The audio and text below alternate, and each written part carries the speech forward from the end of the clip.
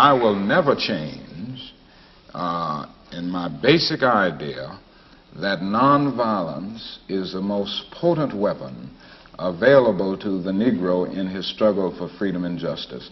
I think for the Negro to turn to violence would be both impractical and immoral. There is an increasingly vocal minority who disagreed totally with your tactics, Dr. King. There's no doubt about that. I will agree that there is a group in the Negro community advocating violence now. I happen to feel that this group represents a numerical minority. Surveys have revealed this. The vast majority of Negroes still feel that the best way to deal with the dilemma that we face in this country is through nonviolent resistance.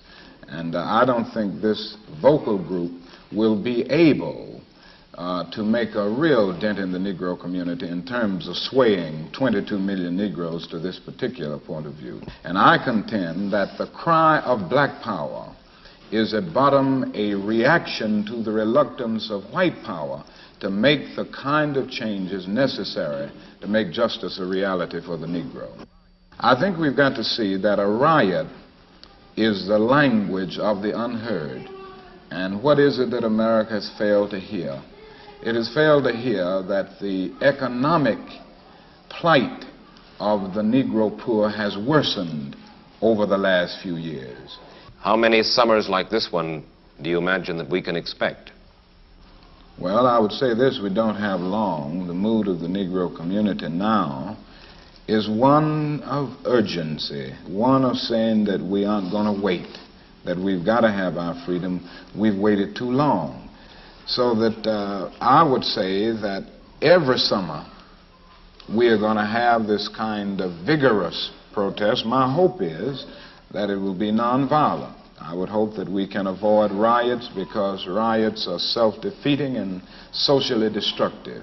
I would hope that we can avoid riots, but that we will be as militant and as determined next summer and through the winter as we have been this summer. And I think the answer about how long it will take will depend on the federal government, on the city halls of our various cities, and on white America to a large extent.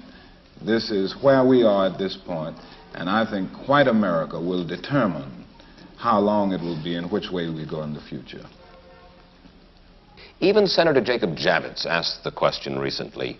He said that he was a slum resident, but he and some of his fellow Jews were able to make it out of the ghetto on the Lower East Side. The same thing is true with lots of Irish, Italians. And he asked the question why the Negro finds it so difficult to make his way up out of the ghetto. Well, number one, no other racial group has been a slave on American soil. It's nice to say other people were down and they got up. They were not slaves on American soil. The other thing is that the Negro has had high visibility. And because of the prejudices existing in this country, his color has been against him.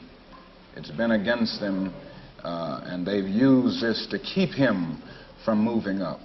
In the final analysis, when you say to a man that you are in this position because of your race or because of your color, you say to that man that he can never get out of it. Other racial groups have been able maybe to change the accent or change the names, but the Negro can't.